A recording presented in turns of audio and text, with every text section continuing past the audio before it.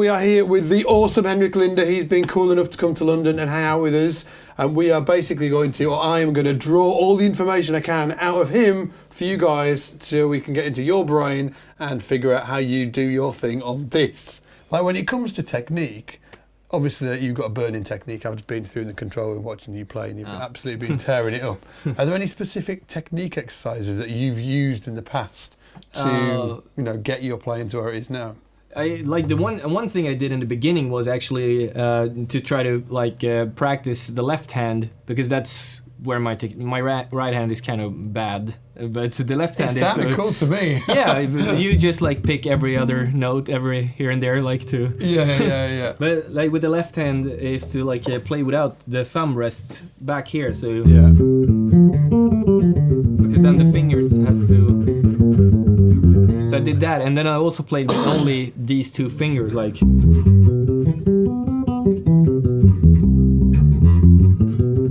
with the third, is that just with the third and fourth finger? Yeah, just because those are usually the problematic ones. So major scales with just the third and the fourth? I kind of improvised with playing with those two. And then there's another one that I got from my bass teacher, Robert Sundin, that I think he got from Gary Willis. That's actually, it's like a fretboard exercise as well, but it's I will do this in C because it's the easiest to explain. So it's basically that you play a C major arpeggio up, and then you go down with the scale, and on the next beat you have a D minor arpeggio up, E minor, and then you go through.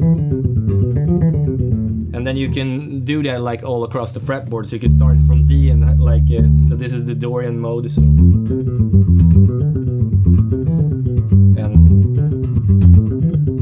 So then you kind of and then if you do it on melodic minor, so you do the same thing all across. So you learn kind of all the boxes of the bass. So you can do this on a 4-string as well, because I kind of start on the E string all the time. Yeah, me too.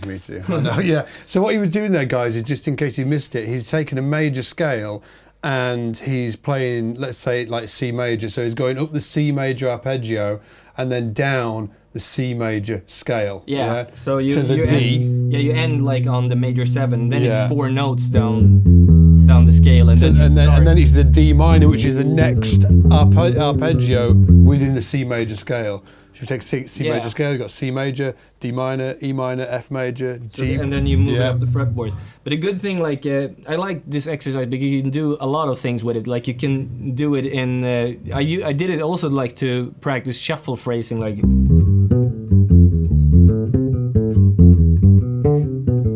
Yeah. And so on. It was a little sloppy, but you can also play it in triplets or quintuplets, or if you play it in quintuplet, 1 2 3 4 5 1 2 3 4 5 1 2 3 4 5 1 2 3 4 5 1 2 3 4 and or 1, so the 2, pattern 3, stays the same, but the accents change. Yeah.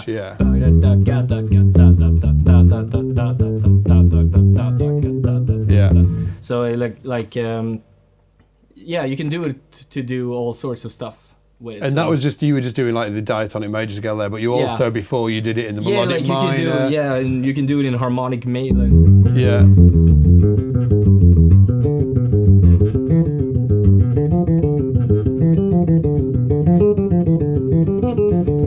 It's really piano-esque, isn't it? The exercise, Yeah, it sounds almost like a Hanon. Yeah, exactly. Yeah. So, but I think it's cool with exercises. That's a book, by the way. I don't want to mess it. Everybody's what Hanon? What? It's a book. It's a piano exercise book, right? Yeah. The Hanon. Yeah, for 2 hands. I don't know exactly what it does, but I think it's scales in 2 hands or something or pattern exercises and stuff like that. Yeah, Yannick Guasdala mentioned it sort of a million years ago, and I think that's where I got it from. And then I was oh yeah. Hey, listen, we're going to be going back to the main video in just a few seconds, but quickly, I wanted to let you know that we have got a special SPL giveaway club that you are going to want to be a part of, because it's 100% free to join. Each and every month, we give away audio interfaces, strings, bass heads, pedals, cables, multi-effects, straps. We even give away basses. And to join the giveaway club for free, all you need to do is go to splgiveaway.com or just click the link in the description. Now, with that said, good luck in this month's giveaway, and let's get back to the main video. I like this thing to do, sort of have a multifunction when you're doing exercises, because you can kind of do it like, my teacher, I would probably not be able to do that now if someone would put me up to the task, but I had to play this like with a metronome set on 30, and then like, then I had to, the metronome would go on the 4 and in every 2 bars, so like, that was not right. Yeah, so it was not the 4 and. Like 1, 2, 3, 4. So like, it was on the 4, so 4.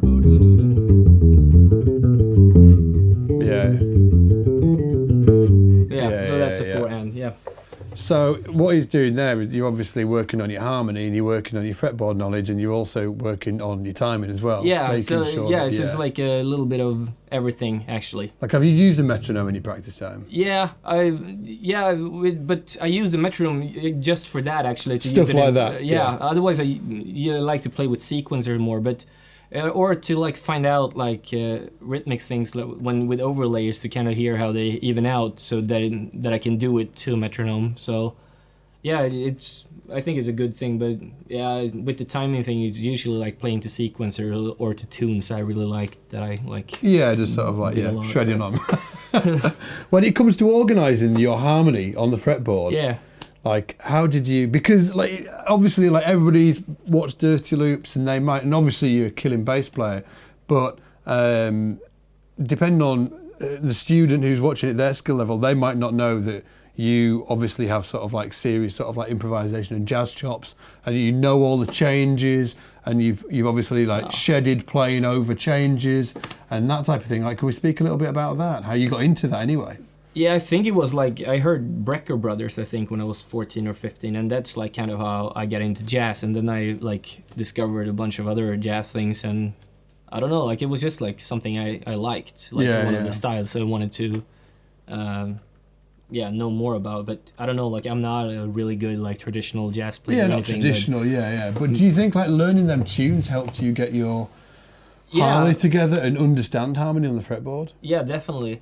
But what I did also is that I kind of like didn't learn the entire real book. Like I took a few tunes that I actually learned so that I could play the head and that I knew the changes. So that I could play the head and everything. So I focused on, with my teacher, I played like one tune for like almost an entire, like for 6 months or something. We came back to it and did different exercises with that. And I think it was like We Were Dreams that We Were Dreams. That's like There Will Never Be Another You with another head, basically. Right, slower. okay, That, like, yeah, it had like a lot of different, it had like the major 2-5-1s and the minor 2-5-1s, and like a lot of basic harmony was covered. I think, for me, it was really good to like focus on a few songs and like really, really nail them instead of try to learn a little bit of everything. A little bit of 100 tunes, or actually learn the tunes. Like. Because then I would end up kind of playing the same way over those tunes instead of like getting deeper knowledge and over one tune. Because then when I played another one, I could transfer stuff from that to the next one. But yeah, it's still hard with standards because I think you really need to not think about what the next chord is when you play them. And I haven't done like that many gigs with standards. I never like worked with that as a profession to go and play standards. I just know a few that I play better than other ones, and then when they call some of them, it's like, oh crap! Like I have to think about the next chord, and like I play horrible on those. Like when you're playing over something like that, like I'm trying to sort of like think of one of the two. What tunes did you play? 500 Miles High, Giant Steps, and Nothing Personal. Yeah, so like 500 Miles High.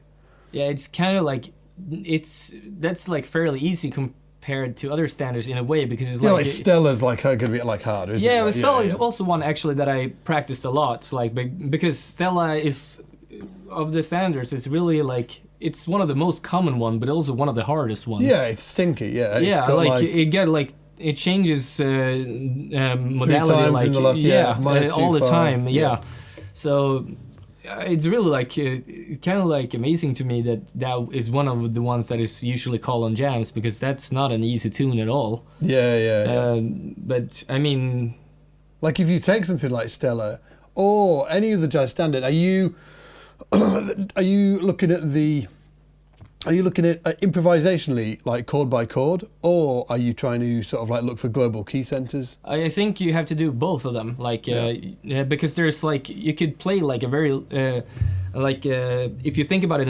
in one key, you can kind of like visualize the chord and only play it in one key, or you could with Stella like you could play the first is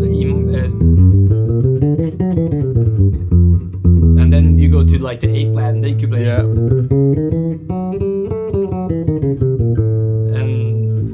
then it changes to C minor.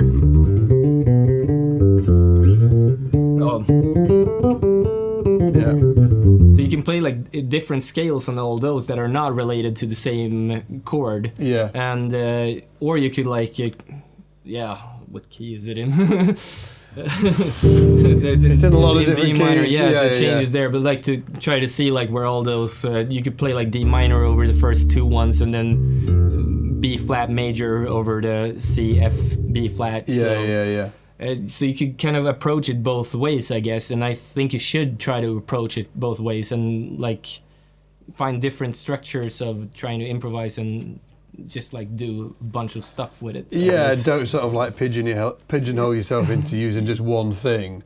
Yeah, although when you're practicing it, it could be good to like focus on one thing. Absolutely, and, to either play through the chords or like through the keys. Yeah, like would you say that you're more of a scaler? Are you thinking scales more, or are you thinking chord tones and extensions?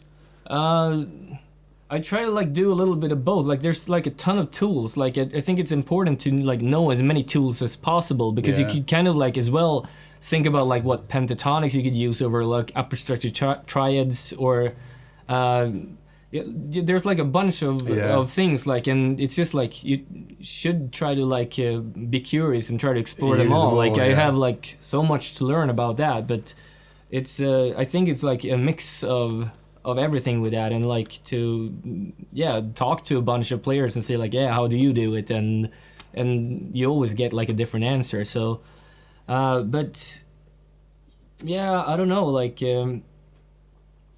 it's actually a good question. Like it's kind of hard to answer. Yeah, like I'm not sure, but like me personally, I think like both. Yeah. I try and mix it, and I switch between the two as I'm playing. Like sometimes I'll be thinking more of like the key tones within a sort of like a on a chord, and I'll be trying to hit the upper structure stuff. Yeah. And then sometimes I'm just thinking more scalically, and it's probably based on what type of line I'm trying to create. You know, if I'm trying to think bigger intervals, I'll probably think more chord with upper structures, where if I want like a linear line, I'll probably thinking like scale or something like that. But I think it's also like depending on if you have a keyboard player, and like I went over this a little bit in the masterclass yesterday, but if he plays like an E minor chord, for instance, like, or let's say an E major chord, like if he plays like or like that, then like if you have the 6 in there, like so that limits your like, then you can't play like harmonic major, or you can of course, but like that scale is like kind of out there because there's like a 13 in there. So but if they would just go like, then I have like a ton of options to go. Like I can really change the scale into anything that has like the root, the third, the major 7 and the third. So I could play like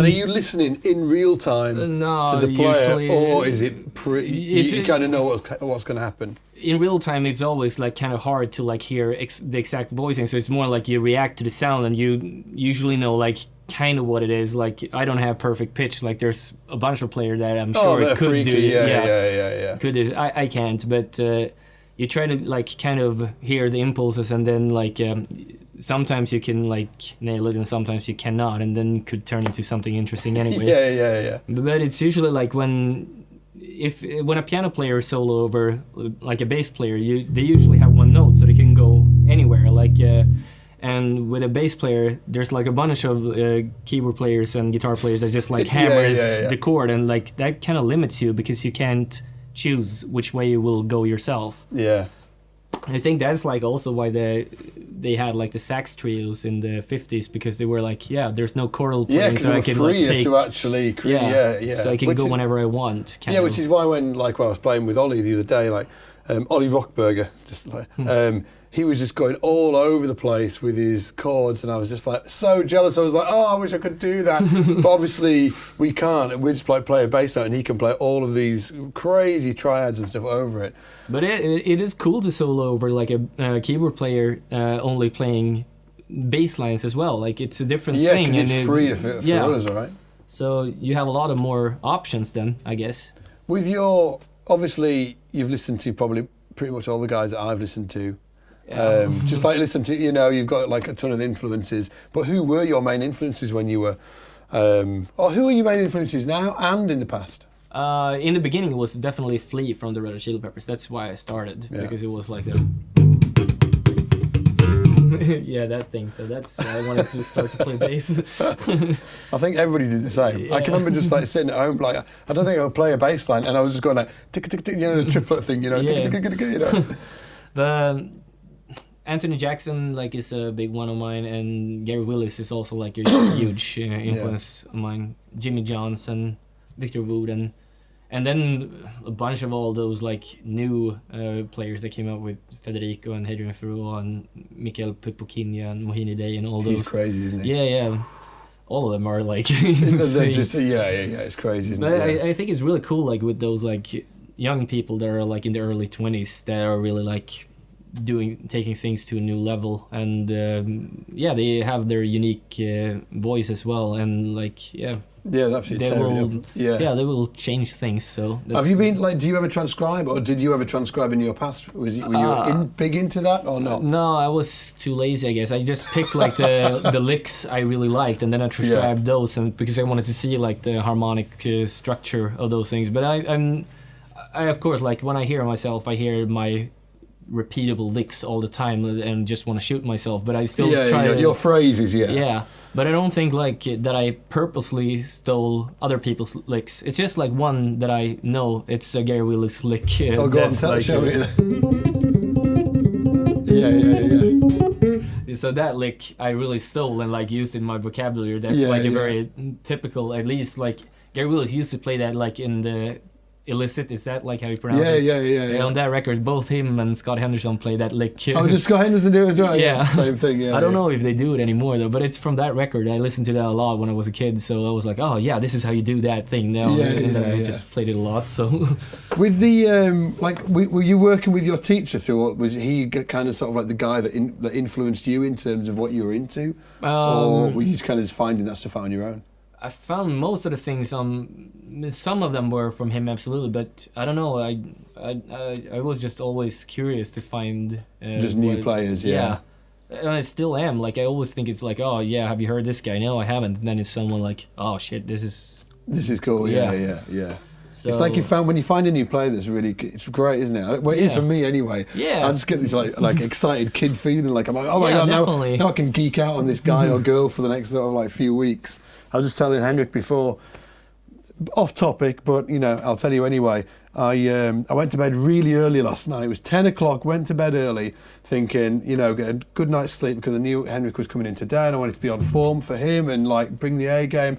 And I stayed up until 1 a.m. watching Tim LaFave, Nate Wood, and Wayne Krantz. But you got to do it. He's also like an awesome bass player, like super. Who, Tim great, LaFave? Great tone and like great feel, and I really like him. And different approach as well. I think for me, like when I heard Tim, he was like almost like a breath of fresh air in a weird way, because it was like I'd been so like geeking out on all the like Schooley Ferrers and Matt Garrison and Hadrian and like all of those guys, and then I heard Tim, I was like, oh, that's cool too.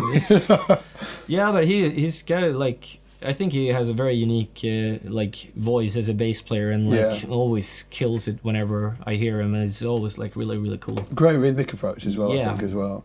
One thing I want to ask you about is the harmonic major scale. Yeah, but one of the things you could do with that is like if you go to the root, for instance, like and you just like want to.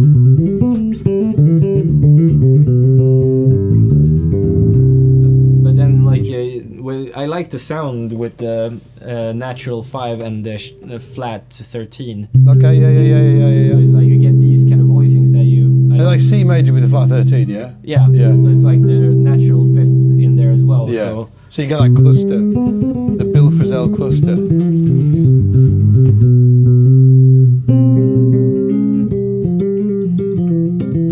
But it's I don't know, like it kind of gets like an F minor feel in there. So it's like you know.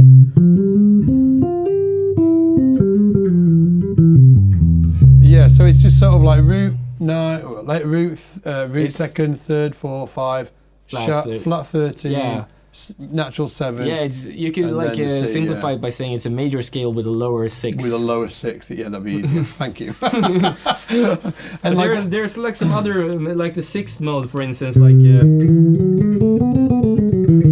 that's also cool to use over major chords. That's it's basically like an altered major scale because it has the flat 9, the 3rd. What is this? Is this a mode of the it's a 6th mode of the harmonic major scale?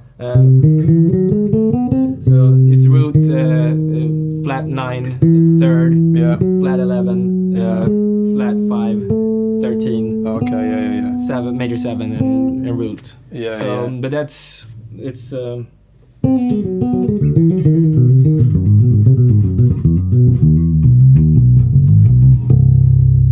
I don't know. It's just a nice sounding scale, I think. And are you thinking about the? So I've got 2 questions, okay. One's the application of them, and the other one is whether you're always thinking about the parent mode or whether you're visualizing it as a completely different mode. So, for instance, like the difference between thinking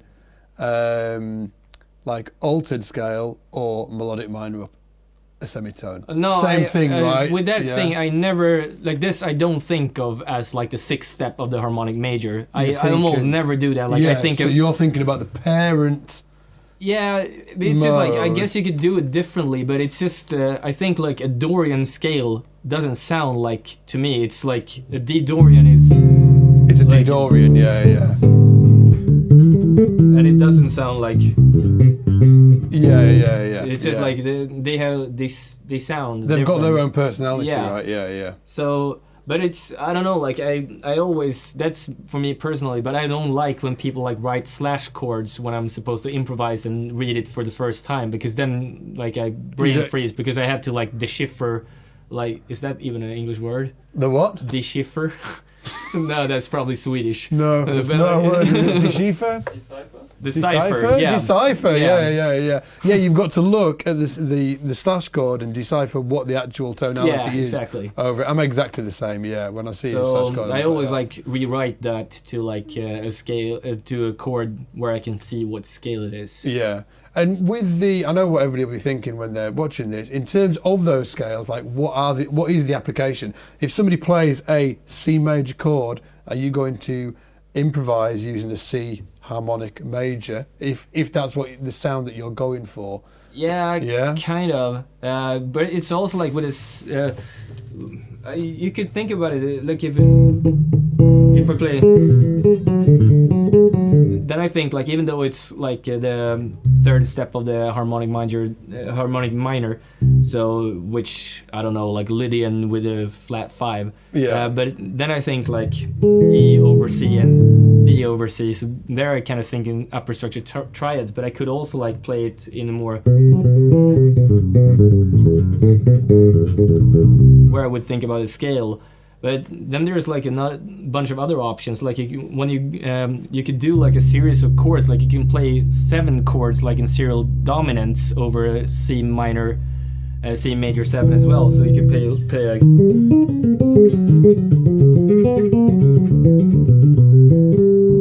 Yeah. I choose the wrong dominance now, but anyway, like.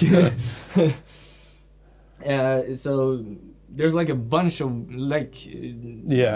People will probably know like ways to approach this in endless ways, and it's just like fun to try to learn as many as those things as possible and do things with after that. Like I've worked with students before that tend to, or they get stuck within a tonality. So if they see a C major chord, they think I would need to play just like C major scale, C Ionian.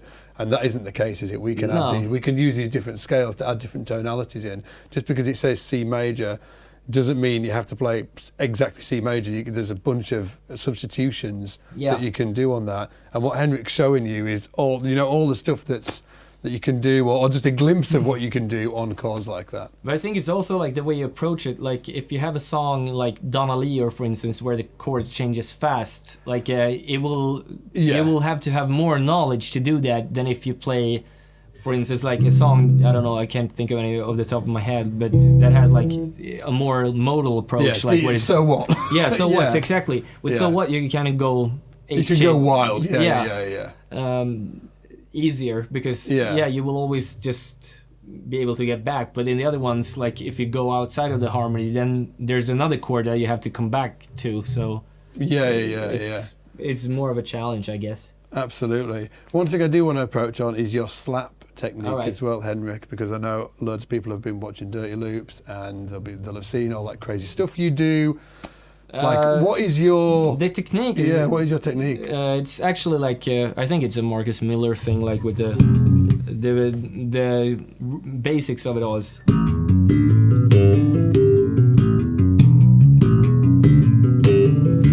So it's just like this and hammer, hammer. And hammer and hammer, yeah. And then like...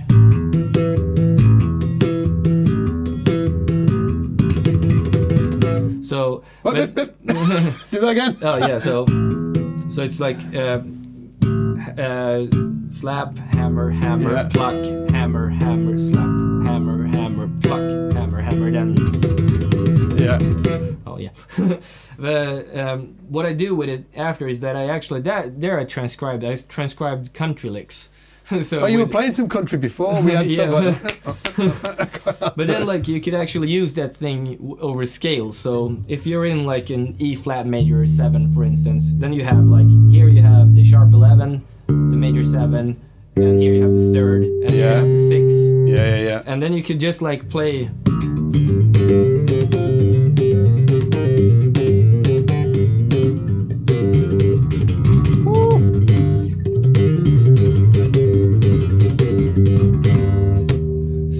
And then just there like you have like, of course, like that took some practice to do, and it's still sloppy. But you could think about like to use the open strings as from different scales and try to like incorporate them in. So then you have like in some cases there might be only like one open string that you could use, and in that way like your patterns kind of change depending on what chord you're in. Depending on what chord you're in, yeah. So I think that's like a cool approach to it. So yeah, it's absolutely cool. Yeah. With your thumb, do you ever do the the up thumb thing? Yeah, that thing. Yeah. So yeah, I'm not really like I'm not on the Victor Wooden level. Yeah. Oh, you use 2 fingers on your right hand as well.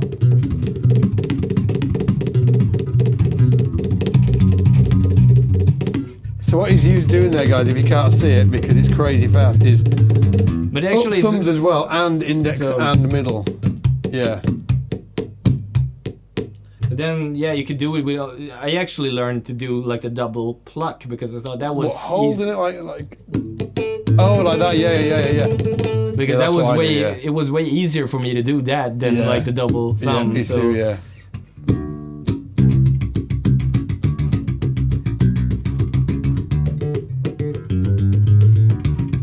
But yeah, the double thumb needs still some practice. Oh, I can't do it all. Is that bit of wood on your bass under the strings? Is that to give you the feel of the body close to the? Yeah. Is that specifically to do with the slapping? Yeah, especially for this, because the fingers don't like disappear into nowhere. But I mean, I think like for instance, I'm gonna name Victor Wooden because he's kind of like with the advanced slap technique. He's the one for me that like really was a game changer in that. I don't think like he has that, so there's like probably a million ways to do it. It's just my first bass had like a thick pick guard. So you got used to the feel of that, and then So, so that's why I always want to have that now on my basses. So me as well, because I actually used to have a bass where the neck angle was at such like quite shallow, so it was really close underneath the strings. And I remember buying a bass, and it was just that it didn't, and it had a huge, and I just couldn't use that slap technique at all. It was. Yeah, that's the same for me. Yeah, same for you. Do you want to talk about sort of like just the sort of like the effects that you generally use? Yeah, I've been using like combining for smaller gigs. Is usually like I bring 3 pedals and like an octaver, maybe an 3 pedals. That's it. Yeah. Yeah. So it's usually that I bring 1 octave and 1 drive and 1 envelope filter, and I end up not using the envelope filter. So 1 drive and 1 octave. Yeah. And what do you normally use? Is it the OC2? No, I used Octavre of 3-leaf audio. Like right, Tim Lefebvre thing. Tim Lefebvre's signature pedal. That's like an amazing octaver. And for a drive, I use a Molan bass drive or a Darkglass Alpha Omega. The Alpha Omega. I've got one of those. It's killer. Yeah, they're awesome. Yeah. It's just like one of them is more like metal-y sounding, and the other one is like a warm one. Yeah, it's super nice, isn't it? Yeah. Super nice. And in terms of like amp gear, you're like EBS, right? Yeah.